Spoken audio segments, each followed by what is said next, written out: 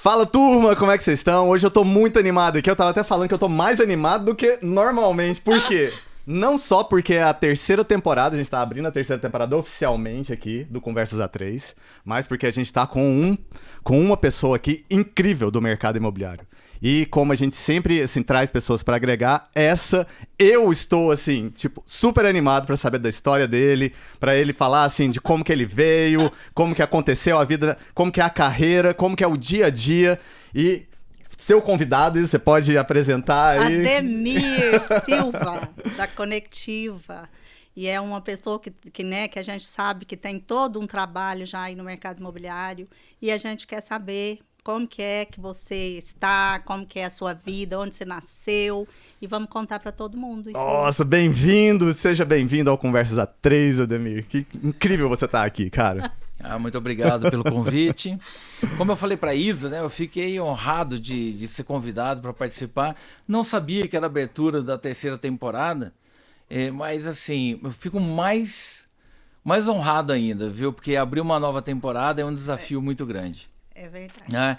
Inicialmente, queria parabenizar vocês pelo excelente trabalho que têm feito. Eu acompanhei o do Geraldinho lá do Sindimóveis, da Cida, bacana assim. E Goiânia precisa de um estúdio que faça um podcast para contar mais sobre a vida das pessoas de sucesso, das pessoas que contribuem com a cidade de uma forma ou de outra. E você é um cara que realmente, assim, contribuiu e contribui ativamente com o sucesso de Goiânia. Você participou da construção, da elaboração. Mas assim, vamos começar do começo, Ademir. Vamos lá. Quem é o Ademir? De onde que você veio? Nasceu aqui? Tem irmãos aqui? Como que é a sua família, a sua origem? Então, eu sou do interior de São Paulo, né? Sou de Lins, uma cidade de 80 mil habitantes. Meu pai era mecânico, minha mãe vendedora de Avon. E eu comecei numa imobiliária com 16 anos de idade. Lá em Lins? Lá em Lins. Tá. Assim, meu sonho de adolescente era ser engenheiro civil ou banqueiro, né? Ah. Aí eu não tinha grana para pagar faculdade de engenharia, muito menos para emprestar para os outros, né? E ao longo da vida eu vim construindo e hoje eu construo, faço o que o engenheiro civil faz, né? Uhum. Não assinando como RT, e financio o meu cliente, que a gente tem contratos de venda de lotes a longo prazo, né? Em até 20 anos. E seus irmãos também, todos eles do mercado? Tem algum do mercado? Ninguém? Você é o único? Não. Assim, eu acabei inspirando a minha irmã a entrar no mercado imobiliário. Ela tinha loja de calçado feminino, e aí eu aconselhei ela a entrar no mercado imobiliário.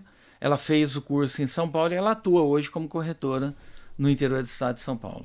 Aí você tem os filhos, quantos filhos? Eu tenho 2 filhos, um de 26 anos e um de 24 anos. E aí, qual que é a profissão deles? Ou eles captaram aí do pai, a ideia do pai? Não, na realidade o mais velho, ele tá trabalhando numa empresa de economia, né, de finanças. E o outro está cursando Ciências da Computação. Quer trabalhar com chip, com fabricação de chip. Realmente são, assim, as profissões do futuro, né, Ademir? E, assim, eu tenho você considerando, assim, uma pessoa de muita visão, né? Assim, você é realmente um profissional que sempre foi diferenciado. E eu queria saber, você começou como corretor ou não? Você já atuou como corretor? Ou você sempre foi para o administrativo, depois mais coordenação, desenvolvimento de produtos? Como que foi essa gestão da carreira sua? Então, como eu falei no começo, eu era office boy de uma imobiliária. Sim. Aí de office boy eu fui para auxiliar de escritório, de auxiliar de escritório para escriturário, auxiliar de tesouraria, auxiliar de contabilidade. Aí, por acaso, eu acabei entrando na área de corretagem, mas não por acaso que foi um acidente, porque eu queria estar no mercado de corretagem. Mas eu não tinha idade para ser corretor. Nessa época eu tinha 17 para 18 anos. E naquela época o corretor ele só podia ter a licença a partir de 21 anos, né? E aí o que aconteceu? Eu trabalhava muito no apoio da equipe de vendas, na parte de planejamento de contratos, na parte de planejamento de lançamento de produtos, mas nunca assim diretamente ligado a venda. Aí, quando eu tinha 18 para 19 anos, eu cismei de comprar uma casa para reformar em Lins. Aí eu chamei um investidor, nós compramos uma casa no Parque Residencial Xingu, que é um bairro classe AB, em Lins. Reformamos a casa inteira e revendemos a casa. E isso já deu um lucro, já foi um bom negócio. Né? E aí foi onde você vislumbrou, assim, você falou assim, nossa, aqui a minha vibe é aqui mesmo, o mercado imobiliário é isso mesmo? Ou isso já era seu, já... Cara, eu queria ser engenheiro civil. Entendi. Né? Eu queria... A minha infância, eu pegava toquinho, serrava cabo de vassoura para fazer a rodinha e construir a cidade. O quintal da minha casa, eu tinha lá a igrejinha, eu tinha lá o banco, eu tinha lá a praça. Então, eu tinha a minha infância foi desenhada em cima de uma pequena cidade. Olha que bacana. Né? E aí, assim, enquanto o pessoal, meus amigos, iam... andar de bicicleta, eu ia ver trator cavar buraco para enterrar cano de água. Olha que legal. Entendeu? Então, assim, eu tenho... Dentro de mim, eu tenho a construção civil, a engenharia de construção muito, muito, muito forte. Entendi. Né? E a transformação das coisas é um negócio que me atrai. Eu adoro indústria. Adoro indústria. Então, todos os documentários de indústria eu assisto. Né? E o mercado imobiliário, cara, você expõe aquilo que você desenha. Né? Então você faz um prédio, ele está estampado na avenida, na rua, e a sua história está ali perpetuada, né? É incrível. Você sabe assim, ó, eu falei que eu ia contar uma história que eu tinha ouvido quando a gente estava na faculdade. Você foi dar uma palestra na faculdade. Isso deve fazer o quê? Uns 20 anos, talvez? Assim? Foi em 2001, né? Enfim, e até hoje eu replico essa história, mas eu quero saber assim, se você ainda continua com ela, porque se você não continuar com ela, você me fala, porque eu mudo qualquer história. Assim, enfim, você comentou o seguinte, que a partir do momento que você desenha um projeto, você chama arquitetos para fazer aquele projeto como um todo. Isso. E depois que você definiu, você tem que afastar os arquitetos para você começar a obra, porque senão aquele negócio nunca vai para frente. Você continua com essa mesma visão, Ademir? Na realidade, o projeto ele tem várias fases, né? Você tem a fase de escolha do terreno, né, que é a base de tudo, né, que é o verdadeiro imóvel é o terreno. Aí você envolve pessoal de mercado, né, que são os corretores, os líderes de equipe, toda a parte de marketing. Aí você tem o desenvolvimento do produto com arquitetos. O arquiteto ele desenha, ele faz as pranchas, ele faz o detalhamento.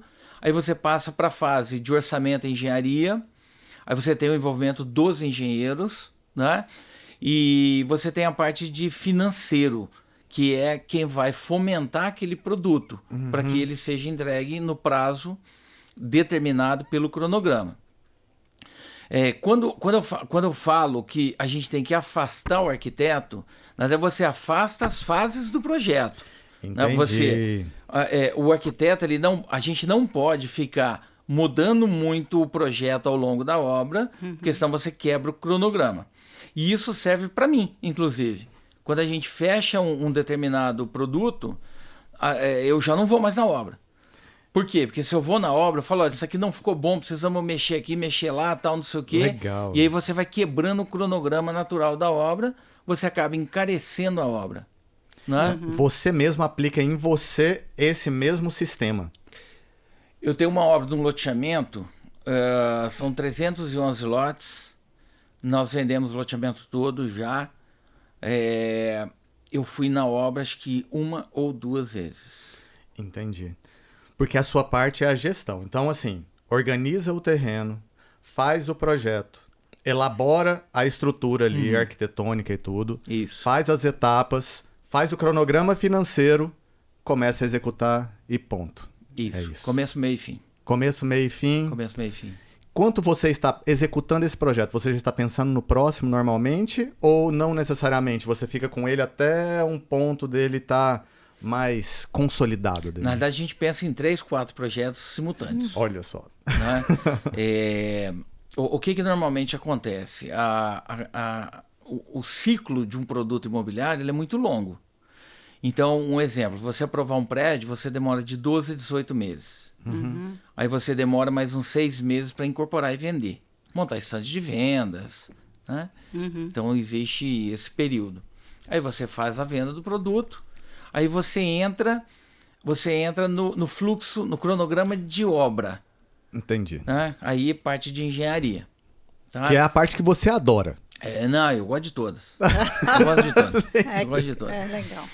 Aí, quando você vai aprovar um loteamento, aí o loteamento é um pouco mais traumático, porque você demora de 2 a 8 anos para aprovar.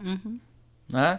E aí você entra na obra. Quando você entra na obra, são 48 meses de obra. Né? A obra de incorporação, ela é mais complicada do que a obra de urbanismo.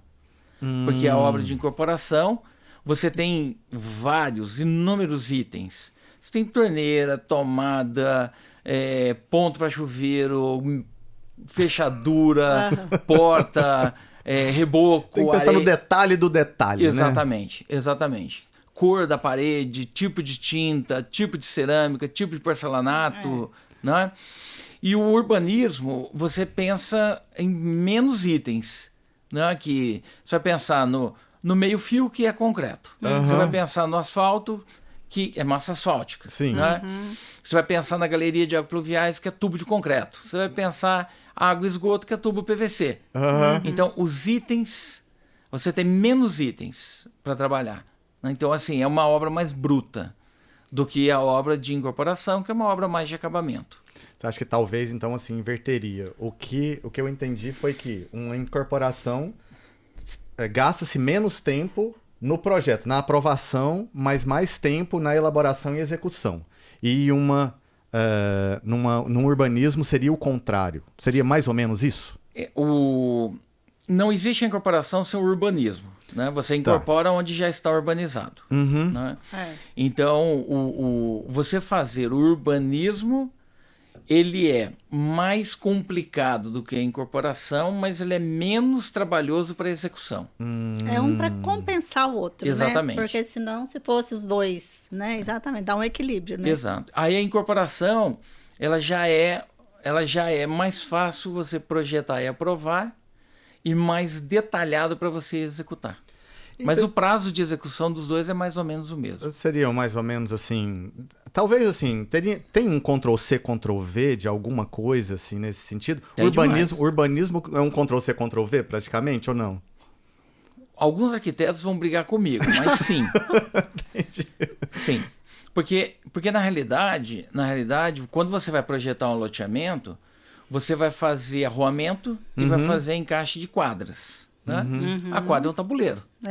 Então você tem ali lotes de 12 por 30, você tem lotes de 15 por 50, você tem lotes de 20 por 50. Né? Então, assim, não é um Ctrl-C, Ctrl-V, porque você tem que respeitar curvas de nível e tudo mais. Perfeito. Na incorporação, aí o arquiteto vai brigar muito comigo, tem muito Ctrl-C, Ctrl-V em algumas empresas. Um exemplo, a Tenda. Entendi. É uma empresa que é Ctrl-C, Ctrl-V. O apartamento de Goiânia mesmo, de São Paulo, que é mesmo de Campo Grande. Sim, ela pega um projeto e replica no país inteiro, né? Aquilo. No país inteiro. Não é? A receita está pronta. Entendi. A MRV é a mesma coisa. Diagonal é a mesma coisa. Você acredita no futuro dessas empresas assim, Ademir? Assim, demais. Você acha que assim, talvez a maioria seria assim mais voltada para isso, seria mais interessante assim? Ou você acredita num mercado mais gourmetizado, assim, nesse sentido de personalizado, aquela questão do individual ali, do individualismo? Como que é isso na sua visão assim de tendência mesmo? Olha, o mercado imobiliário, muita gente pensa que o mercado imobiliário é tijolo, concreto e telhado. Não. Tudo errado. Né? Tudo errado. O mercado imobiliário é muito amplo. Quando você pega... Vamos pegar aqui a história da indústria automobilística, que eu gosto de né? Trabalhar muito isso aí. Eu vou fazer um paralelo. Claro. Você pode ir na Renault e comprar um Kwid, que é o carro mais barato do Brasil, e ele vem lá com um banco de sei lá o que, de tecido, vem com um pneuzinho pequeno, tal, não tem muito frufru, acabou. Né? Você pode fazer isso. Ou você pode comprar um Porsche que você escolhe a cor do volante, a cor do banco, a cor do encosto, a cor do carro, se é um branco, um branco, um branco gema, ou, né? Sim, Você sim. personaliza o carro. Personalizando. Né? Ou você pode ir para um Rolls Royce, que é hiper mega Sim. personalizado. É. A construção civil é a mesma coisa. Entendi. Você vem e compra um apartamento da tenda, que é parede de concreto, que você vai abrir a porta e nunca vai mudar o interior do apartamento. Ainda assim, você pode personalizar o acabamento. Você pode botar um porcelanato, você pode colocar um piso flutuante, você pode colocar madeira, por que não? Né? Por que não? E aí você vai para uma linha de altíssimo padrão, onde você compra a casca do apartamento e você coloca o acabamento. Entendi. Que o mercado americano funciona muito assim. Você compra o apartamento e o kit. Se você quiser personalizar o kit, você muda o acabamento. Uma coisa do mercado americano que sempre me atraiu, assim, inclusive quando a gente morou lá, era a questão deles não venderem lote. Eles vendem, assim, a casa, né? Eles vendem Sim. a casa e é uma casa padronizada, porém com arquiteturas externas, acabamentos diferentes. E assim, e hoje já existe, eles até falam upgrade, né? Você pode ter o upgrade da cozinha, você pode ter o upgrade dos equipamentos e tudo mais. E assim, eu não vejo isso aqui. Talvez agora o Jardim está começando com essa estrutura, né? Mas assim, tipo, isso é uma coisa bem embrionária, né? De um negócio que já existe há muitos anos lá nos Estados Unidos. Aqui também. Aqui também Aqui tem também. isso? Em 1994 ou 5, nós lançamos o primeiro empreendimento no Residencial Eldorado. Nessa época eu era sócio da Tropical Imóveis. Sei. Sim. Empresa que eu falo com orgulho. E lá nós lançamos o apartamento com piso só na cozinha e no banheiro. Nos banheiros. O restante do apartamento o comprador poderia personalizar. Depois, a EBM levou esse conceito para o produto de médio e alto padrão, que eu considero correto. Né? E tempos depois, a Toquital lançou um produto que... Eu vou arriscar o nome aqui, me perdoe o pessoal da Toquital se eu errar, mas chamava, acho que era Flexible Home alguma coisa. Setor Bueno. Sei. Né? Que eles vendiam a casca do apartamento. Você comprava o entorno do apartamento com uma porta de entrada e você fazia o apartamento por dentro. Né? E então, assim, desde 1995 existe esse conceito também aqui no Brasil, em Goiânia. Né? Pois é, mas assim, hoje a gente, parece que eu não sei se eu estou por fora, mas a gente não vê muito isso agora. A gente vê os apartamentos já prontos, com acabamento e tudo, não é? O mercado brasileiro não compra isso. Olha só, Aí. ele não pegou assim, não Tá adaptou a isso. Não compra. Qual é a razão, Ademir? Como assim você vê? O brasileiro, ele gosta muito de personalizar, né? Sim. Gosta muito de personalizar. Tanto que você vai num prédio... Eu costumo falar, Isa, e gente que está no mercado, na imobiliário, eu costumo falar o seguinte, que vender carro é fácil, né? Porque carro é tudo igual. Sim. Só muda o combo dele ali, se ele é Standard, SL, SG, não sei o que e tal. É muito fácil. Apartamento, se você pegar um prédio de 60 apartamentos, nenhum é igual. Faz sentido. Não é igual. Eu coloco um armário Florence no meu apartamento, o outro coloca um armário de marceneiro, o outro coloca um armário de uma outra marca, eu coloco uma luminária de LED, o outro coloca um teto rebaixado. Perfeito. Né? O outro coloca uma torneira Deca, o outro coloca um outro tipo de torneira, o outro bota um box de cortina, o outro bota um box de temperado, e aí vai. Né? Então, os apartamentos, eles são iguais, porém diferentes. Né? A garagem de um é no térreo, do outro é no subsolo, do outro é no primeiro pavimento, e aí... E por aí vai, então nenhum apartamento é igual. Então, e realmente, assim, por essa condição, não teria, assim, mais habilidade de adaptação de mercado? Uma vez que todo mundo quer personalizar da forma que... Mas eu acho que tem a ver também com essa coisa, assim, de falar assim, eu que fiz, eu que tenho o meu jeito aqui, essa questão do humano, né, do ser humano, nós que gostamos de ter a nossa inscrito ali, né, que a gente pôs a mão ali, que a gente fez, né, e tudo, talvez, né, também.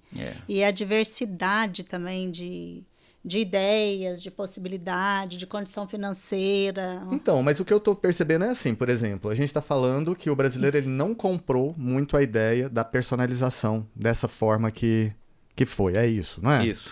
Mas a gente tá falando aqui que o brasileiro gosta de personalizar o apartamento dele. Então, por que não houve essa compra de conceito de apartamento pré-pronto para ele personalizar da forma que ele quer? Mas Eu acho que é a comodidade do é isso próprio que eu brasileiro. quero falar, Tá que é bom. um eu acho que certo o próprio- comodismo. é. Pode Porque ser. dá trabalho, porque pra gente, a pessoa que gosta de mexer com isso, com reforma, com construção, ela é envolvida em outra mentalidade. Ela não tem essa coisa, né, porque dá trabalho, né? E às vezes esse comodismo mesmo, porque é prático, né? Você encontrar ali, você fala, agora eu só mudo a cor do meu sofá, eu ponho a cor da parede que eu isso aí. quiser. Isso aí. Né? É a mesma coisa se você perguntar por que todo porcelanato é bege. Não, Combina com tudo, não tem erro. Entendi. Mas assim, às vezes vai por isso. E a gente tem que saber esse mercado, né?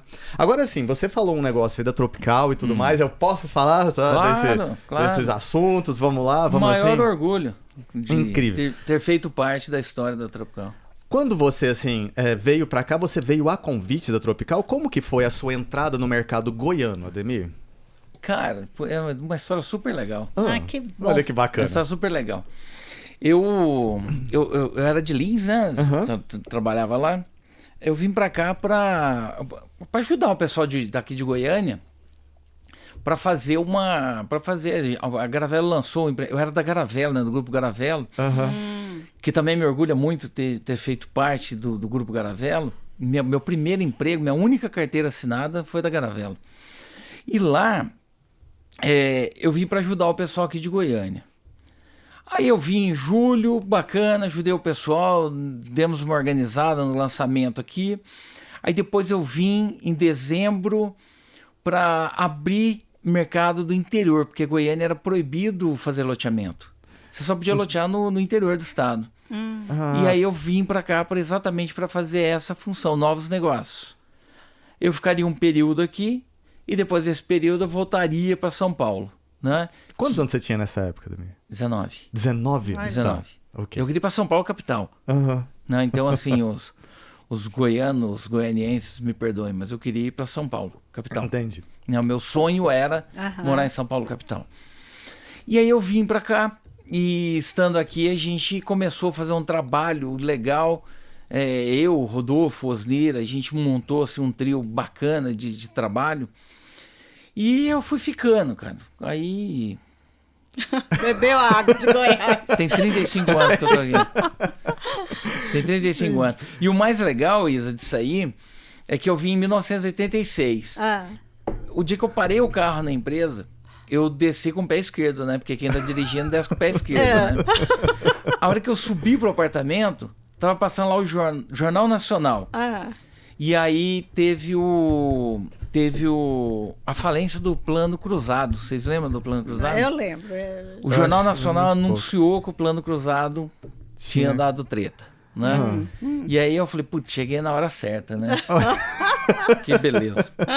Mas foi muito bom, porque é na crise que a gente aprende, né? É verdade. Sim. Na crise que a gente aprende. E aí nós pegamos a ressaca do Plano Cruzado. No Plano Cruzado vendeu muito no mercado imobiliário.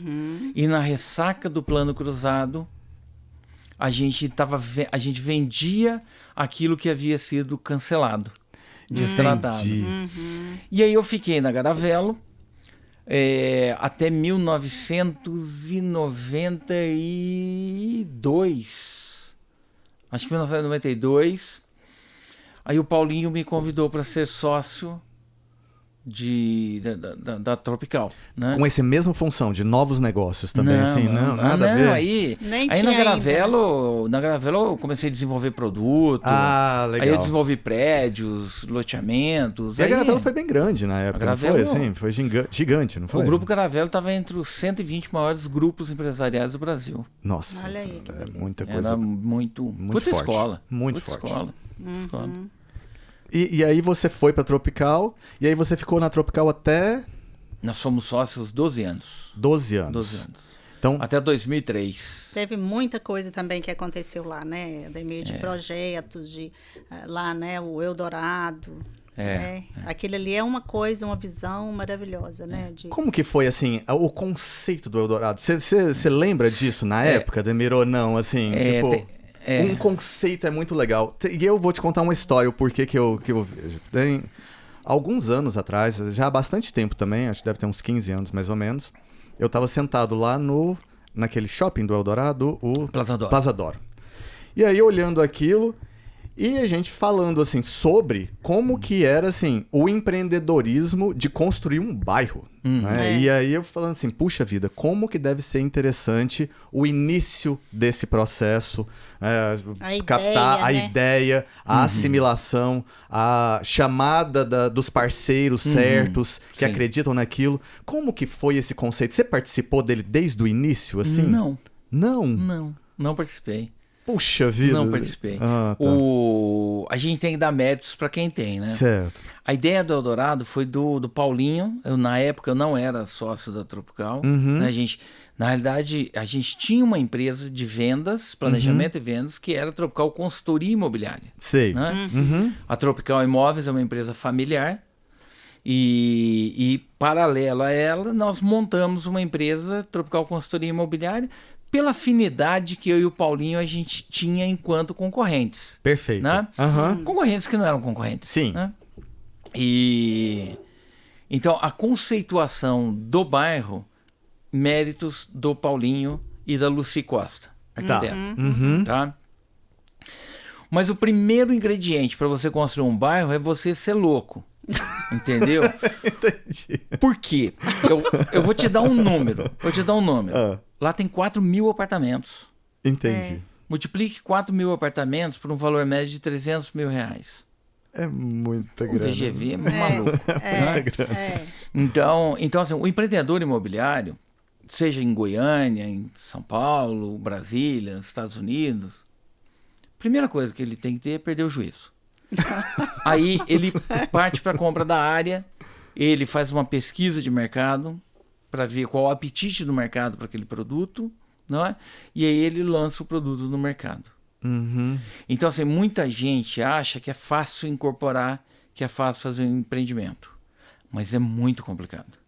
E eu imagino, assim, o quanto que o conceito deve ter começado lá, então, atrás, né? Então, assim, tipo, o embrião da ideia deve ter sido lá, eu não sei quanto tempo antes da execução, não é isso também? Ou não necessariamente, Ademir? Às vezes não, tem empreendimento que nasce aqui de uma conversa minha e sua, aí eu chego lá no escritório, chamo lá o engenheiro, vamos fazer isso, assim, assim, assado, tal, a gente pega, monta lá, chama o arquiteto trabalha e a gente, daqui um ano tá na praça. Olha entendeu? só. Porque às vezes a ideia ela já está mais madura, vamos falar assim, né? Para chegar. Porque sai do papel e tem para dar a forma para aquilo, né? Então, até chegar nessa forma. Mas é o que você estava falando também, eu gosto de ver essa transformação. Então, é sensacional, né? Você passa, tem ali um lote, sei lá, baldio, aí passa um ano, você já vê um prédio começando, passa um pouco, você já está lá. Eu acho isso sensacional, adoro também. Eu acho que faz parte, assim, fazer parte, né? Eu, como corretora, vendi alguns, né, apartamentos aí na cidade, então é sensacional, né? Você vê esse movimento, né, da matéria-prima se transformar em abrigo, né? Sim. Eu acho muito legal. Mas vamos colocar um case aqui, fora do Ademir, da Conectiva, da Tropical. O Leonardo Riso, com 24 anos, lançou o Riso Plaza. Sim. Entendeu? Então, assim, o cara pegou a Rua 94, botou um prédio icônico, até hoje icônico, 100% com vidro espelhado, e, putz... E uma bandeira do Brasil lá em cima. Aí o cara vem e bota uma bandeira do Brasil. Então, assim, aí você pega e pensa, né? Fala, de onde surgiu a ideia do Leonardo Riso de fazer isso? Surgiu de obras que ele viu fora do Brasil, fora de Goiânia, né? Antigamente, Goiânia, a gente pegava aqui o avião e ia para São Paulo para ver o que rolava lá. Hoje, Goiânia não faz mais isso. Hoje Goiânia começa a fomentar a inspiração para outros mercados. Sim. Apartamento de um dormitório com piscina na varanda é só em Goiânia. Eu não conheço outro lugar que tenha. E tá vendendo tudo. E é realmente assim, aqui nós somos assim visionários de fato, né? É uma cidade jovem e talvez por ser jovem, ela é mais empreendedora, né? Na raiz, né? Sim. Ali e tudo mais. Ademir, assim, ó, falando um pouco mais dessa questão empreendedora. Aí vamos pegar ainda a história. Você saiu lá da Tropical, tal, e aí você abriu a Conectiva. Você abriu com um viés de colocar lojas como se fosse franquia, um modelo franqueado. Essa é uma história legal. Isso, e aí assim, eu queria saber acho, como que assim que isso veio, o que isso se tornou no final, se isso assim, talvez O você que agregou, né? tenha pensado assim, puxa, lancei a ideia espetacular, talvez não tenha sido o momento certo, ou foi no momento certo, mas talvez não foi da forma exata. O que você assim, tipo, pegou disso? Então, na realidade a Conectiva ela surgiu assim, nós montamos um grupo chamado ABMI, né, que é a Associação Brasileira do Mercado Imobiliário. Sei. E quem fazia parte desse grupo? Fazia parte Tropical, Auxiliadora Predial, a Polar, Camargo Dias, a APSA do Rio de Janeiro. As grandes do Brasil, algumas grandes do Brasil, sim. As grandes do Brasil. Uhum. Aí eu já vinha com essa ideia de montar uma franquia, Aham. né, dentro da própria Tropical, que uma dor muito grande que a imobiliária tem, que a gente estava falando até há pouco, né, Isa? É que você põe o estagiário na empresa, treina o estagiário, ele vira um líder de equipe, aí ele adquire know-how, ele sai e monta um escritório para ele, você perde o seu associado ali, Sim. e o associado perde o peso da marca, e às vezes os dois com muito pesar. Sim, Né? com certeza. Existe uma quebra ali, né? É uma quebra ali para os dois lados. Sim. Né? Um lado só não. É. Porque não é fácil você sair de um guarda-chuva grande, né, e ir voo solo ali com a... Sem né? dúvida, É. sem dúvida. Aí a gente vinha falando dessa história de franquia, de mercado imobiliário e tudo mais. Na BMI, a gente teve a visita do pessoal da Century 21. Sei, Né, aham. que o pessoal da Century queria vender a plataforma da Century para o nosso grupo, já que nós tínhamos mais de 70 lojas no Brasil inteiro. Aham, Ah, tá. entendi. Né? E na reunião, um dos sócios da BMI, entre o período da manhã e o período da tarde, eu falou, nós já temos, né? A Polar já tinha franquia, Aham. né? E aí a gente pegou e pensou na hora do almoço, né? Pra que a gente vai comprar a franquia desses caras? Esse que tem que comprar a gente, né? Entendi. Pô, Aham. né? Imagina. Sim, faz sentido.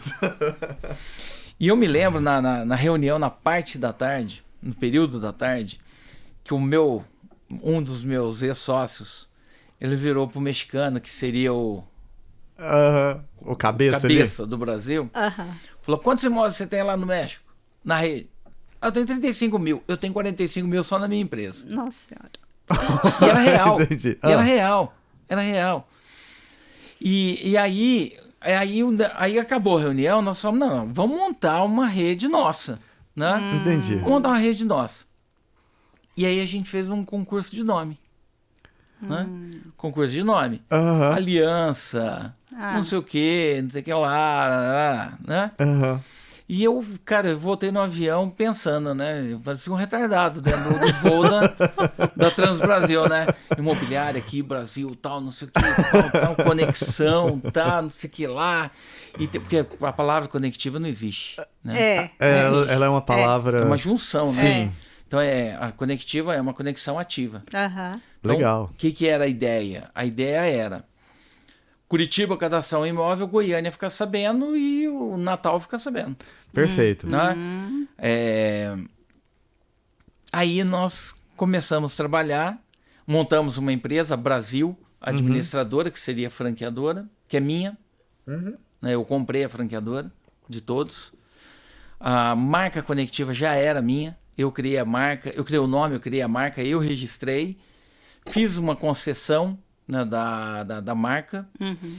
E aí, cara, assim, a ideia era, vamos abrir 70 franquias, A hora que a gente abrir 70, a gente vira as outras 70, vira 140. Sim. Vai ser a maior imobiliária do Brasil, uma das maiores da América Latina. Não, assim, é uma visão genial. Super. Né? Assim, é uma Super. visão genial, uma visão ímpar. É uma visão de que realmente, assim, do que o mundo Inovadora, está né? indo. Tenho todos pra os isso. estudos que eu tô te falando lá no meu escritório. Sim. A minha pasta, é engraçado isso aí, a minha pasta de criação da Conectiva fica em cima do meu armário, na minha mesa. Olha só. Eu olho para ele todos os dias. Porque é Todos isso. os dias, né? E aí, porque o que acontece com o mercado imobiliário? O corretor, ele é um franqueado natural. Ele é um franqueado natural, ele é um associado, Sim. mas a Isa falava, oi, aqui é a Isa da Leonardo Riso. Sim. Né? O Ademir falava, aqui é o Ademir da Tropical. Tropical, Ademir da Garavela, Ademir da Conectiva. É. Então, meu sobrenome é o nome da empresa que Sim. eu sou associado. Isso mesmo. Né? E a gente queria dar uma cara mais profissional para isso e ter uma rede para vender esses produtos. Várias empresas tentaram fazer, não é? Fernandes Meira tentou fazer Sim. franquia, seu nome. Mas várias empresas tentaram já esse caminho. Já. E você bancou essa proposta, não foi? Assim, porque quando você fez a Conectiva, você bancou. Você falou assim, bom, gente, eu tô vendo assim, eu vou colocar à frente e eu vou fazer isso daqui acontecer. É, E porque você a gente- já abriu 6 lojas ou... Todo mundo bancou. Todo mundo. todos bancaram. Mas a Todos cara bancaram. que apareceu foi do Ademir, pelo menos pra Foi. mim. Foi do... Foi. É isso Foi. que ele tá falando, né? No assim, sentido então, de... Você- Mas eu tinha o apoio da turma. Não, entendi. tudo bem, mas era o Ademir. A conectiva do Ademir. É. Muito legal. Na realidade, a Conectiva nasceu junto com a Tropical. Elas trabalharam tá. simultâneo. Né? Nós pegamos gerentes nossos da Tropical e montamos lojas Conectiva com eles. Né? E aí, o que aconteceu, Ademir? Assim, tipo, daí como que isso foi se desdobrando? Por que ele não se tornou... Por que a Conectiva, assim, da ideia genial, não se tornou, por exemplo, uma Zillow lá dos Estados Unidos? Ou então uma outra grande da Europa, ou então da China? Uma Remax, uma Isso, Centro exato. Algo nesse sentido. Posso te Talvez responder com uma pergunta? Por favor. Por que o americano compra imóvel sem acabamento e o brasileiro não? Cultural, né? Cultural. Cultural. Se eu vou na porta da IBM e vendo um produto da IBM, por que eu vou carregar uma bandeira comigo? Entendeu? Eu entendi. É cultura. É cultura. Puxa vida. E assim, ó, e você faria alguma coisa diferente, talvez assim, já conhecendo essa cultura, já entendendo todo esse prospecto e essa trajetória que você fez, para isso dar certo no mercado? Ou você hoje tá um pouco desiludido e fala assim, olha, a cultura ainda não está preparada para isso, pode ser que isso não seja Não para tá cá na hora, né? Daqui a Nesse- 4 anos. em 4 anos. Daqui a 4 anos eu vou voltar com um sistema de franquia, mas diferente. Entendi. Diferente. Aí seria... Hoje os corretores associados da Conectiva, eles já trabalham em formato de franquia. O nosso contrato é um contrato de concessão de uso de marca, de uso de sistema. Já de é gestão. franqueado. É uma franquia, só que uma franquia individual. Entendi. Não é uma franquia corporativa. Nós cometemos um erro na época que a gente queria montar agências grandes, Perfeito. mas todo mundo que é grande não quer depender de outro grande, É. né? É. E o que dá certo na Remax e o que dá certo lá na Century 21, na Codio e várias outras redes americanas é que as imobiliárias são familiares. Então você tem um marido, mulher, os filhos, um primo ou outro que trabalham dentro da unidade. E a gente queria franquias grandes. A primeira franquia minha eu tinha 200 metros quadrados, tinha lá 50 corretores, é uma loucura. Entendi. Aí o franqueado fala, opa, não preciso mais da rede. E aí ele Aí ele vai para outro lado, né? Sabe que eu passei uma temporada lá numa imobiliária de São Francisco. Então, chama Zephyr, é o nome da imobiliária lá. É uma das maiores que tem lá em São Francisco mesmo. E aí lá eles têm um... Golden States. Que massa. Tá certo.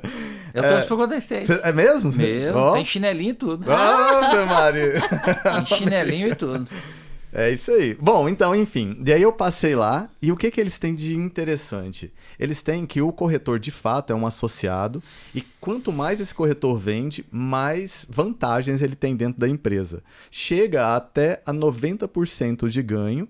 Eu acho que, se eu não me engano, eu ia falar 95%, mas eu não tenho certeza se esse número está certo. Mas 90% eu tenho certeza que é. 90% para o corretor, 10% para a imobiliária. Mas a partir de uma certa estruturação. E aí esse corretor, ele tem assim, um escritório, ele tem dentro da empresa, né, ele tem uma sala própria, ele tem secretária, tudo ali para ser validado como se fosse como chama? Um plano de carreira ali dentro. Então, talvez, assim, esse sentido, eu entendi que lá faz sentido, sabe? Lá eles conseguiram converter muita gente para esse tipo de modelo, corretores que vêm começando com meio a meio e vai galgando esse passo até os 90%, vamos falar assim. Você morou quanto tempo lá? Eu morei 3 anos, mas nessa imobiliária, de fato, eu fiquei 1 mês. Tá. Porque a gente já tinha até a nossa já tinha empresa. voltado, eu voltei para lá. Eu sou muito observador. Né? Então, assim, eu aprendo muito com os outros mercados, não só com o mercado imobiliário. Perfeito. Né? Estados Unidos tem uma loja chamada Macy's. Sei Sim. demais. É uma loja? Não, são milhares. Várias dentro de uma loja. É uma loja. Sim, não. sim. É departamentalizada São no... várias lojas e dentro dela tem vários vendedores que são lojas. Sim. Aí, o que eu observei dentro dessa loja?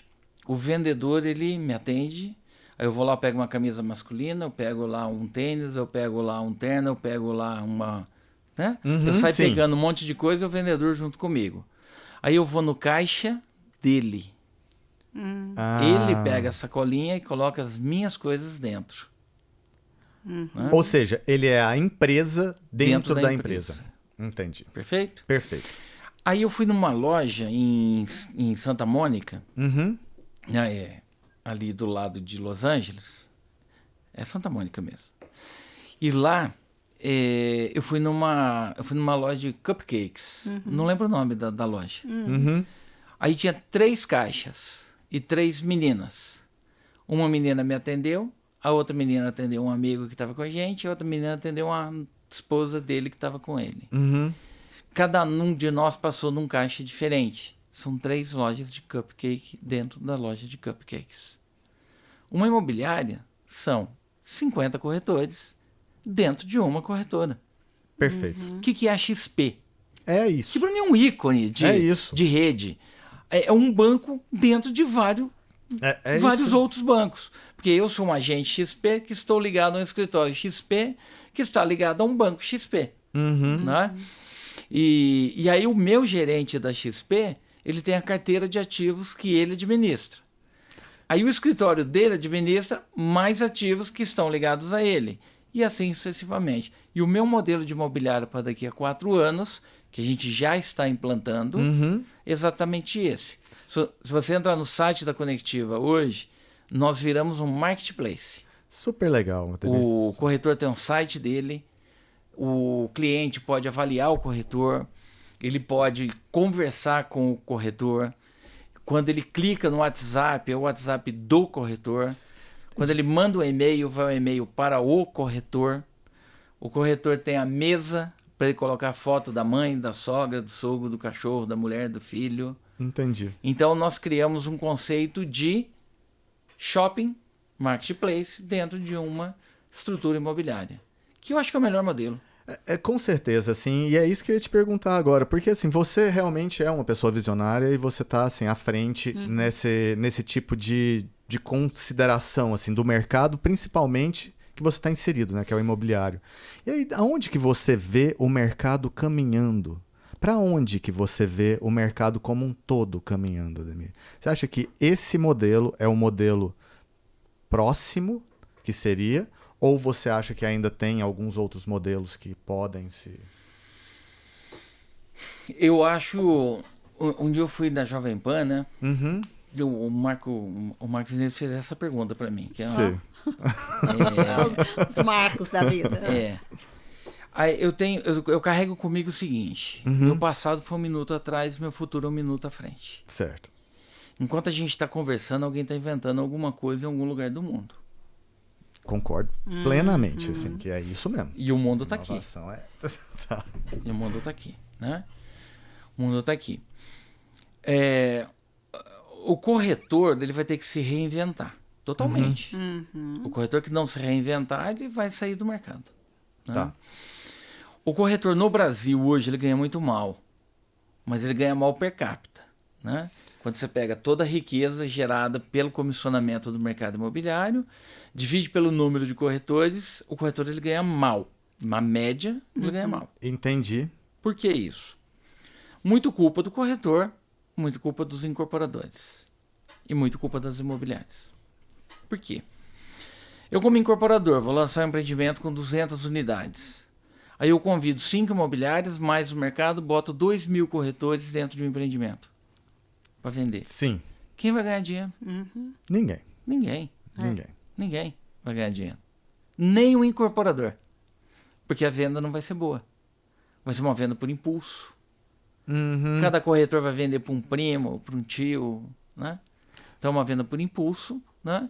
Acaba dando alguns problemas na hora do desligamento do prédio, no banco, tudo mais. Eu acredito num mercado onde o corretor ele vai ter que ser mais consultor do que corretor. Tá. Né? Porque o conceito antigo de corretor é assim: alguém quer vender e alguém quer comprar. Eu, corretor, junto os dois e faço o negócio. Total. Você fala antigo, mas eu acho que ainda até hoje, assim, as pessoas entendem isso como base ainda. Né? Então... Aí você tem a era vendedor, né? Alguém vai vender um produto, eu vou vender esse produto para alguém. Tá. Total. E existe o mercado de consultor. O que é o mercado de consultor? Vou comprar o imóvel ideal para você. Tá. Né? Que é o que os Estados Unidos têm já, né? Que é o que os Estados Unidos têm. Então, eu sou hoje um consultor. Hoje eu atendo muito construtoras na formação de áreas para empreendimentos. E aí, algumas construtoras que são minhas clientes me ligam, me perguntam um determinado produto para lançar em algum lugar, alguma coisa assim. Né? Eu vou atrás, monto a área, monto o produto. Teve uma construtora que me ligou e falou: eu quero comprar o lote tal, os lotes tais, a quadra tal. Vai lá e negocia para mim. Entendi. Então ele me contratou para comprar para ele e ele me pagou. Né? Então, isso é consultoria. Né?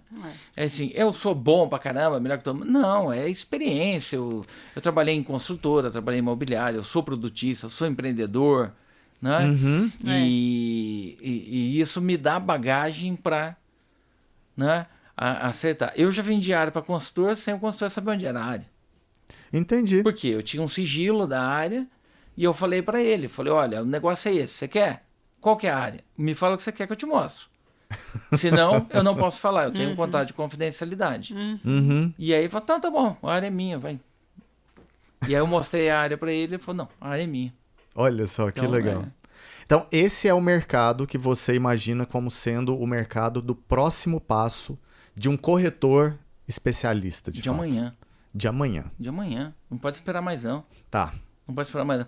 Corretor que não souber fazer uma videoconferência, tá fora do mercado. Entendi. Corretor que não tiver uma rede social boa e saber usar essa rede social, ele não consegue atingir o varejo. Né? Entendi. O corretor que não souber o básico de legislação de propriedade, ele está fora do mercado. Corretor que não tiver um bom tráfego com financiamento bancário, ele não vai para frente. E outra coisa, o corretor ele tem que abrir um pouco o bolso dele. O que é o bolso dele? Ele tem que indicar o agente financeiro sem ganhar nada em troca. Entendi. Porque antigamente o corretor ele Para vender um armário de uma determinada cozinha, ele queria ganhar.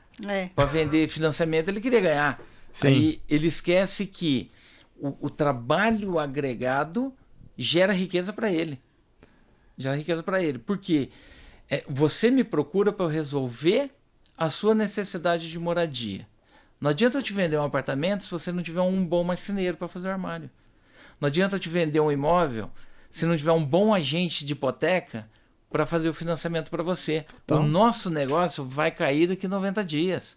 A hora que você não conseguir pagar a parcela de financiamento para o proprietário. e pode ser que ele, inclusive, o cliente ainda fique bravo com você, corretor, que colocou ele naquela situação. Sim. Sem falar, né? Sim. É como trabalhar com um sistema, né? Assim, cada um fazendo a sua parte, pelo sim. bem do todo. É uma cadeia, né? Uma cadeia. Eu acho que é isso mesmo, a tendência é essa. Quem não tiver essa abertura, sabe, para entender, né? Que é uma parceria mesmo, né? De cada um dando aquilo de melhor.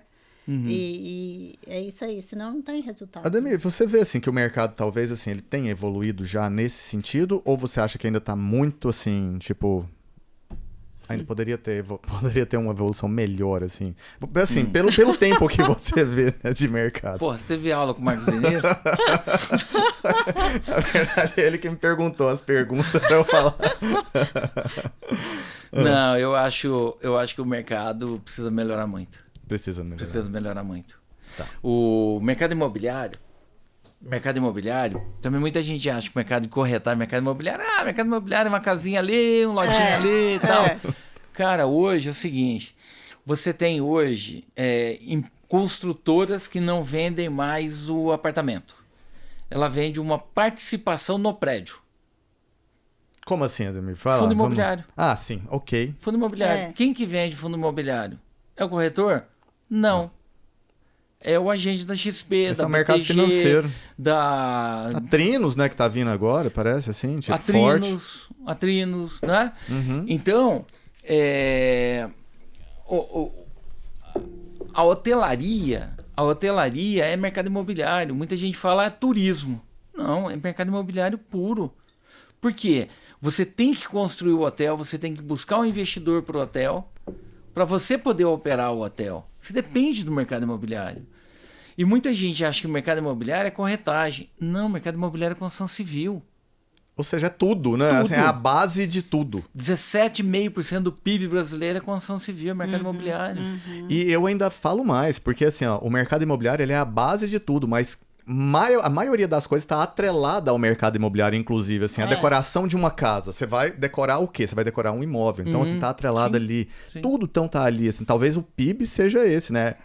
Agricultura, mercado imobiliário Tem a fazenda. e automobilístico, né? Assim, Tem a fazenda. acho que é isso. Tem a fazenda. Então, o corretor, ele... Agora, um grande erro de corretor, né, que você perguntou para mim aí se o mercado está melhor ou pior, para onde ele vai. O corretor tem que participar de eventos. Então, se tem uma palestra do Paulo Guedes, o corretor tem que ir. Vai falar de economia. Economia é essencial no mercado imobiliário. Subiu o Selic, complica aluguel. Né? Sim. Baixou a Selic, melhora pra caramba o aluguel. Vende mais apartamento, né?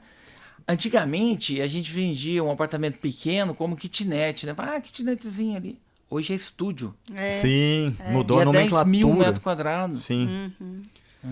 Demir, e assim, e você realmente dá provas disso que você está falando, porque você participa ativamente de várias entidades do mercado, né? Você tá dentro do Sindimóveis, Sim. você tá dentro do Secov, da ADEME. ADEME não. A ADEME não? ADEME não. Só no nome. Tá, Eu ok. emprestei meu nome pra ADEME, entendeu? Entendi. Aí, pra não ficar ruim, eles tiraram o R. Aí ficou ADEME. E no Cresce também. Tá? Cresce, Secov, Sindimóveis. Tá. E aí, assim, e você considera as pessoas, assim, entrarem para essas entidades também? Todo mundo que entra lá na Conectivo fala assim, qual que seria um conselho que você daria para essas pessoas? Elas se agregarem, se afiliarem, ou não necessariamente, inicialmente? A primeira pergunta que o associado faz é o seguinte: o que a entidade vai fazer por mim? Isso. Tá. E a resposta é: o que você vai fazer por ela? Porque a entidade é o mercado. Uhum. A gente não vai lá no Secov para defender um ou outro ou para ajudar um ou outro. A gente vai lá para discutir o mercado. Ali você tem benchmarking, ali você tem troca de conhecimento jurídico, né, de tratamento de gestão de pessoas. Você tem influência política na mudança de Código Tributário Municipal. Você tem negociação com deputados, com senadores que circulam por ali. Tudo que é relevante, né, para o mercado imobiliário, Tudo de que um é modo relevante. geral. De um modo geral. Né? Então, assim, hoje você pega o Cresce. Muita gente fala, o que o Cresce vai fazer por mim? O Cresce não tem que fazer nada por ninguém. O Cresce, ele é um agente regulamentador e fiscalizador e, infelizmente ou felizmente, punidor. Se você não tiver de acordo com o que a profissão requer, ele vai te autuar. Né? Aí o corretor pergunta, e o Sindimóveis? O que o Sindimóveis tem que fazer? Tudo para você. Mas ele faz. Ele tem lá convênios com o Sesc, com vários outros, até nem sei detalhadamente, mas ele tem vários convênios. Ele cuida do corretor, né? Ele cuida do corretor. Só que o corretor não se sindicaliza. Né? Entendi. Não quer contribuir, né, na verdade. Ele não quer contribuir. Não quer contribuir. O ideal, na realidade, me perdoe o Geraldinho, seria o Sindimóveis virar uma associação de corretores e o Secov virar uma associação de empresas imobiliárias. Porque o sindicato é um nome meio desgastado, né? Sim, eu acho que talvez isso assim, já esteja num patamar de mudar, talvez né, mais politizado, né? Talvez o sindicato ele tenha entrado dentro de um ramo politizado, assim, que não tem mais a reverberação ali positiva. Demir, a gente tá acabando aqui, mas eu queria te perguntar uma coisa. Na verdade, assim, ó, você que fez tanta coisa assim na vida, você já participou de tantos processos bacanas, você auxiliou no desenvolvimento de tantos produtos muito legais, icônicos, né, interessantes aqui também da cidade. Tem ainda alguma coisa assim que te vibra? Você acredita assim que você já tenha chegado no sucesso? Ou você ainda tem um brilho no olho? O que te brilha o olho ainda depois de tanta conquista na sua vida? Cara, não fiz 10% do que eu quero. Caramba. Que legal, né? Nossa Senhora. É isso não aí. fiz 10% do que eu quero. Se você me perguntar assim, você é um cara realizado? Sou, claro. Sou um cara realizado. Só que minha realização eu falei 1 minuto atrás. Entendeu? Entendi. Assim, a gente tem tanta coisa para construir pra gente ter um mundo melhor que a gente tem que fazer. Né? Eu entrei no ramo de coworkings. Sim. Né?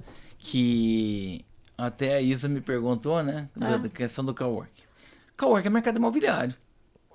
Eu fui numa convenção de players, né, no mercado de coworking. E aí o pessoal, não sei o que. Eu falei, cara, é mercado imobiliário esse negócio. Só que ao invés de alugar uma sala, eu alugo uma mesa. Perfeito. Mas a mesa tá na sala. Né? É uma saletinha. Né? Sim, de sim. 1,5 por 1,5. É um aluguel. É um aluguel. Então, assim, a gente tem tanta coisa pra fazer ainda que, cara... vai ter que fazer outro podcast. Não, com certeza a gente vai fazer mais um aqui, falando assim, ó, que, assim, tipo de projeções futuras, sabe? Porque eu fico pensando assim, sabe, Ademir? Eu tive lá em Balneário esses tempos pra trás. Puta, tá lindo. Né? É incrível ali. E assim, aquela orla estendida é fruto de iniciativa privada, junto com a iniciativa pública, mas assim, é a iniciativa privada que fez aquilo ali. Então, assim, são empreendedores fazendo acontecer. São os empreendedores que têm o vislumbre de uma cidade melhor. São os empreendedores que fazem acontecer um skyline melhor. E... maluco. Assim, o pessoal... Cara, quem vai erguer um prédio de 88 andares? Não é assim? O cara tem que perder um pouco o juízo pra fazer isso. Tem mesmo. E depois, Mas é assim, legal. Né? E fica Acho incrível. Eu fica também. incrível. Você Adoro. fala assim, ó, caramba, que coisa assim, tipo, impressionante, impactante. E como que isso é fruto realmente dessa vontade, né? E essa vontade, esse brilho no olho que você tá falando é que é o que realmente talvez mantenha em movimento, não é isso? O dia que perder esse brilho no olho, talvez já... Meu desejo é transformar a Avenida Goiás num open mall, num shopping aberto. E você sabe Já que... vou adiantar aqui para vocês. Várias pessoas declaram esse desejo. Aham. Várias pessoas têm essa vontade. O meu legado para Goiânia seria trabalhar um projeto para fazer um shopping aberto. Não consegui fazer andar o projeto. Já apresentei para uma pessoa, mas na política o negócio é meio demorado. Sim. Eu não vou falar nome aqui, né? Porque a Sim. gente está em plena campanha, né? Mas um candidato, ele também tem esse mesmo anseio, porque eu visitei em Los Angeles, eu estive em Los Angeles, e aí eu até botei no meu LinkedIn lá, uma praça que eles transformaram um antigo mercado num shopping aberto. Então tem um mercado, um mercado mais popular, vamos falar assim, um mercado de gastronomia. Tem o posto de gasolina da época de 1800 e sei lá quanto, 1900 e sei lá quanto, e tem esse shopping aberto que é muito legal, esse negócio. E a Avenida Goiás, ela seria influenciadora do desenvolvimento do centro de Goiânia. A gente revitalizaria o centro de Goiânia. De que forma? Vamos deixar registrado aqui. Você tem a Praça Cívica, Sim. você tem o Shopping Araguaia, que é a rodoviária, Perfeito. onde você tem do lado a 44, que hoje é o maior centro varejista do Brasil. Do Brasil? Do já? Brasil. Que loucura isso. Do Brasil. No Centro-Oeste. Goiânia não precisa ser pobre. Olha só. Nós não precisamos pensar como pobres aqui. A gente tem muita coisa legal. A gente tem o Orion aqui. Sim. Sabe? A gente tem o Kingdom. Sim, Que é um prédio são coisas maravilhoso. São coisas icônicas mesmo. Né? Coisas icônicas. Né? A gente tem um Flamboyant, o shopping mais cobiçado do Brasil é o Flamboyant. Um shopping, putz, 90 mil metros de ABL, de um dono só. Sim. Né? Então, assim, Goiânia, a gente tem aqui a gente pulsa a economia para o Brasil a partir de Goiânia. Vamos aumentar a autoestima aqui nosso do goiano, né? Exatamente. Beleza. Aí você imagina o seguinte, você tirar todas aquelas barraquinhas que ficam na calçada, levar para dentro da ilha, naqueles pergolados que não servem para absolutamente nada. Sim. Você transforma aquilo ali em pequenas operações de café, banca de revista, né? Ali no centro. Você colocar um VLT fazendo um 8, saindo da Praça Cívica, descendo, fazendo o contorno da 44 e voltando na outra pista da Avenida Goiás. Nossa, seria incrível isso, assim. Eu tô imaginando aqui. Eu tô... Uma E imagem você bem legal. usando a Praça dos Trabalhadores, que durante a semana não serve para nada, como estacionamento público. E aí, os carros Olha aí. deixariam de também movimentar ali Nos finais de semana. nos finais de semana. Nos finais de semana. Aí você leva cultura, você leva bancos para lá, você leva restaurantes, você leva gastronomia para lá, você leva empresas de Isso desenvolvimento. lembra algumas ruas também que tem no sul do Brasil. Né? Tem algumas ruas no sul do Brasil que também são fechadas e são polos culturais. Inclusive tem aquele... se eu não me engano é em Curitiba que tem aquele pessoal que faz do HSBC Não sei. no final do ano. Que o É do pessoal... antigo prédio da HSBC, tem a cantata de Natal. Isso, exato. Então, assim, é uma daquelas ruas também, assim, a rua é fechada e fica um movimento cultural intenso. São Paulo, Avenida Paulista é fechada. Isso, Não, é exato. maravilhoso. Você já andou na Avenida Paulista domingo? Já, é incrível. já. Aquilo, Show, é incrível. show. Muito legal. Show, Muito legal. show. Então, assim, são projetos que a gente tem que levar, né, através do Secov, através de iniciativa própria. E assim como eu, tem 500 pessoas do mercado imobiliário que querem fazer alguma coisa pro centro de Goiânia. Né? E a gente tem que revitalizar o centro. É verdade. Isso você ia falar há tanto tempo também, né, Ademir? Mas o problema é que pensam muito em macroprojeto. Aí o macroprojeto não dá certo. Exatamente. Você puxar um elefante é mais difícil do que puxar um cachorrinho, né? Claro. Vamos puxar a praça ali, a avenida. A gente puxando ali a Avenida Goiás. A Avenida, a Praça Cívica, que poderia virar um polo gastronômico fantástico. Maravilhoso. Pegar ali o Araguaia Shopping e a 44, olha o impulso que a gente daria de economia naquela região. Com Não é? certeza. Mas aí eu tive em Chicago, Aham. 2 meses atrás. Você conhece, não? Não, Chicago. Não, Não. melhor que Nova York. Olha só. Melhor. Adorei Chicago. Mudaria pra lá fácil. Mas vamos cuidar de Goiânia também. Não. Chicago, tem lá o Rio Chicago. Aham. Então, tem uma história que eu vou contar aqui que é bem legal. Chicago é o seguinte, o Rio Chicago, ele passava por Chicago e ele desaguava na lagoa, no Lago Michigan. Tá. Uhum. A poluição de Chicago ia para o Lago Michigan. Uhum. Eles inverteram o curso do rio. Nossa Senhora. Eles inverteram o curso do rio. Eles aprofundaram o rio, foi isso que eles foram fazendo? Sim. Tá. Eles inverteram o curso do rio.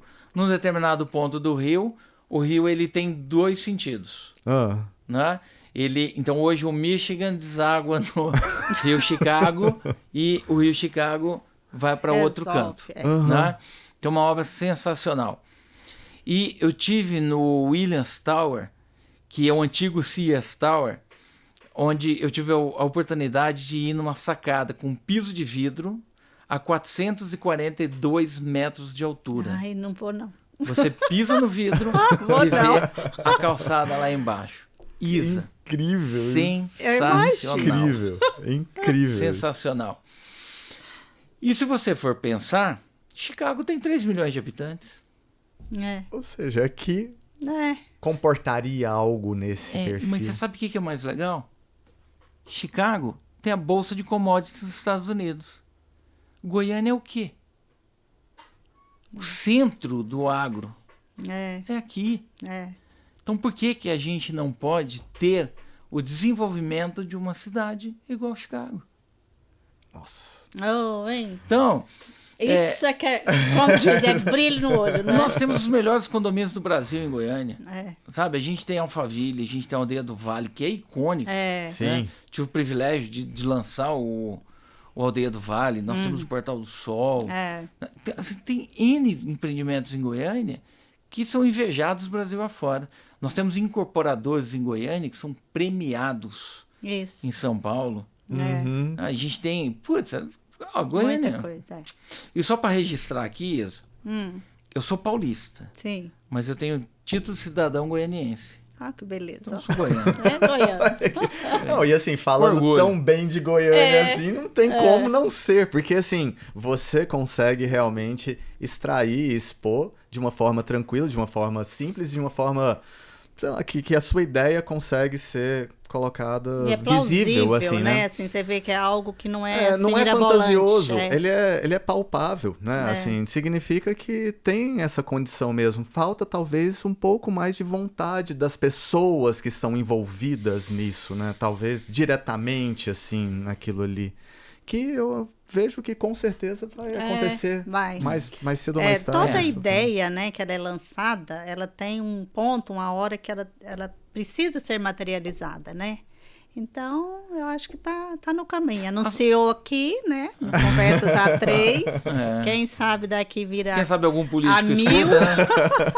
Algum Né? político escuta, pega a ideia. Não quero ser dona da ideia, até porque eu não sou dona da ideia. Sim. Várias pessoas têm a mesma ideia, cada um de um modelo diferente. Né? Mas é isso. Mas a essa composição de uma junção, cidade é isso, né? Assim, são ideias complementares que se fazem e se consolidam. E eu falei que eu ia falar a última coisa, mas eu queria, assim, perguntar mais uma coisa, porque eu gosto, assim, de falar com pessoas que são inovadoras de natureza, sabe, Lemir? E você é uma pessoa que, de fato, assim, traz a inovação no seu DNA. Obrigado. E a inovação, assim, ela é difícil para ser implementada. Porque você precisa de passar uma visão, você precisa de ter todo um conceito, entender a cultura esforço, daquele local, né? e esse esforço. Então, qual que é a sua dica para, assim, pessoas que são inovadoras, que também, assim, às vezes são, talvez ali tenham alguma coisa de inovação, mas querem colocar uma ideia em prática. Qual que é uma dica que você daria para essas pessoas que colocassem isso? É uma pergunta difícil, né? Porque isso é de cada um, né? Isso é de cada um. Mas assim, eu não acredito em sonhos. Né?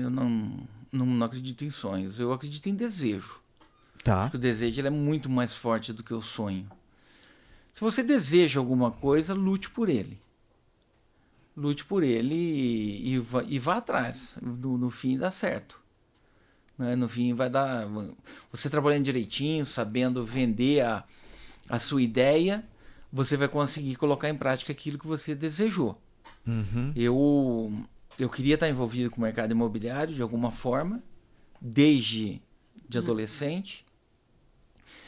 Consegui, né? Hoje no mercado imobiliário eu só não tenho hotel, né? Porque o restante eu tenho acho que tudo, né? de relacionado ao mercado imobiliário. Sou investidor de fundo imobiliário, Uhum. citei aqui, que é um investimento que dá uma liquidez para você, e eu estou inserido no mercado. E, na verdade, o investidor de fundo imobiliário ele é dono de 4.000 lojas, né? Sim. Porque ele tem um pedacinho de um monte de shopping, num monte Sem de capital, dúvida. num monte de lugar. Da mesma forma, logística, né? E aí, assim, você tem que acreditar naquilo que você deseja e saber vender a sua ideia para alguém. Alguns empresários conseguem fazer isso, outros não. Alguns têm capacidade, mas são egoístas, querem ganhar o lucro sozinho, então eles bancam o risco sozinho, o que não é imoral, o que não é antiético. Eu acho que é natural isso, a pessoa querer ter uma... Quer peitar ali É sozinho uma o negócio, escolha, né? uma também. escolha. Uma escolha, talvez até por uma questão familiar, né? Queira manter aquilo ali dentro daquele círculo, né? de confiança. E aí é acreditar naquilo que você deseja, se preparar, buscar informação, lembrar sempre que o passado foi um minuto atrás, que um minuto à frente o mundo pode ter mudado, né? Isso é. E ir atrás daquilo que você quer. Nós temos que terminar essa conversa. Puxa vida. É você daqui mais gordinha. Mais Ademir, inchado. mas assim, de fato, assim, eu queria agradecer você ter vindo. Gratidão por você ter partilhado um pouco da sua jornada, dessa história bacana. Que assim, que eu tenho certeza que é muito mais do que isso daqui que a gente ouviu, porque a gente poderia ficar conversando horas aqui, você contar cada caso e assim, você tem histórias incríveis para passar. Mas gratidão por você ter vindo e compartilhado com a gente aí nessa terceira temporada que eu... Cara, eu falo assim, como eu estou animado. Que legal. Coisa boa. É isso aí, Ademir. Obrigada, viu? Nós precisamos fazer um podcast um dia, não da história do empresário, mas dos feitos do empresário relacionado à área de comunicação. Olha. Porque eu, assim, apesar de eu falar que todo bom corretor tem que ter uma rede social, eu não tenho. A única rede social que eu tenho é o LinkedIn, até por uma preservação de imagem, não querer me expor. Sim. No passado eu já tinha uma exposição muito boa. Né? Mas, assim, eu costumo falar muito pro pessoal assim que antigamente a campanha publicitária era muito mais criativa do que hoje. Sim. Né? E essas histórias, elas precisam ser contadas. É isso mesmo. Elas precisam ser contadas. E tem muita história legal. Tem muita campanha publicitária que foi feita que é legal a gente contar para o pessoal que está chegando para o mercado, para os jovens publicitários que estão chegando por aí, que acha que a propaganda se resume a fazer um postzinho no Instagram. Sim. Não, ele tem que fazer aquele post, aquele gatilho mental, aquela... Né? Sabe aquela sacada assim que... Então, assim, acho que é um negócio legal. E o mercado imobiliário é um mercado muito criativo para propaganda. A gente saiu do mercado que era fachada, perspectiva, não sei o quê. Mudou o mercado. Os produtos hoje são muito melhores que os produtos no passado. E a gente tem assim, muitos cases de sucesso de produtos do mercado. O empresário é importante, mas os produtos também são bem importantes. Acho que fica aqui a sugestão para fazer. Vai ser incrível. A gente pode, de repente, legal. começar a 4ª temporada, Legal. né? Já Legal. fazendo. Já show de bola. fazendo e contando essas histórias, porque é isso que a gente estava falando, né? A gente quer passar exatamente isso. O que foi de bom, de legado que tem, né? Que já aconteceu, como que Goiânia começou, tantas histórias, né? Então, é isso. Sim, legal. Muito bom vocês ter estado aqui com a gente, Legal. né? Estar aqui com a gente. Muito, muito obrigada e até uma Que próxima. legal. Até uma próxima. Obrigado Ó. para vocês. Até. Muito bom estar aqui. Gostei demais. Isa, de novo, me sinto honrado de estar aqui contigo. Eu também. Melhor reconhecimento que alguém pode ter é ser convidado para um bate-papo como esse aqui, para poder contar a história daquilo que já viveu. Desejo muito sucesso para vocês na 3ª temporada. Show de bola. Avante. Gratidão. Obrigado. Avante. Um abraço pra todo mundo.